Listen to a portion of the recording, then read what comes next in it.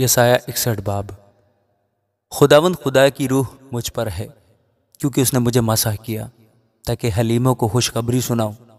اس نے مجھے بھیجا ہے کہ شکستہ دلوں کو تسلی دوں، قیدیوں کے لیے رہائی اور اسیروں کے لیے آزادی کا اعلان کروں، تاکہ خداوند کے سال مقبول کا اور اپنے خدا کے انتقام کے روز کا اشتہار دوں، اور سب غمگینوں کو دلاسا دوں۔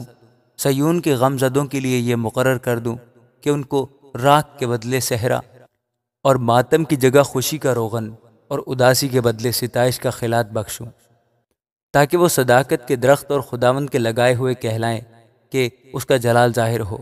تب وہ پرانے اجاڑ مکانوں کو تعمیر کریں گے اور قدیم ویرانیوں کو پھر بنا کریں گے، اور ان اجڑے شہروں کی مرمت کریں گے جو پشت در پشت اجاڑ پڑے تھے۔ پردیسی آ کھڑے ہوں گے اور تمہارے گلوں کو چرائیں گے، اور بیگانوں کے بیٹے تمہارے ہل چلانے والے اور پاکستانوں میں کام کرنے والے ہوں گے۔ پر تم خداوند کے کاہن کہلاؤ گے، وہ تم کو ہمارے خدا کے خادم کہیں گے۔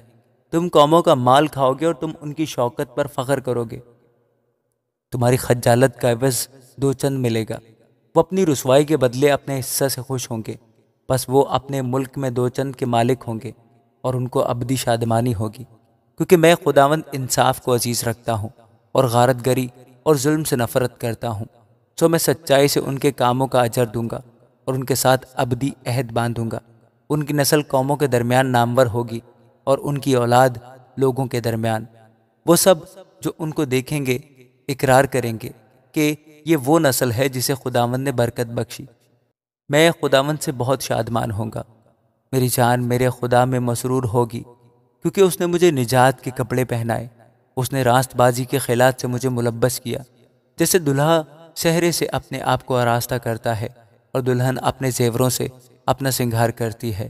کیونکہ جس طرح زمین اپنے نباتات کو پیدا کرتی ہے اور جس طرح باغ ان چیزوں کو جو ان میں بوئی گئی ہیں اگاتا ہے، اسی طرح خداوند خدا صداقت اور ستائش کو تمام قوموں کے سامنے ظہور میں لائے گا۔ آمین۔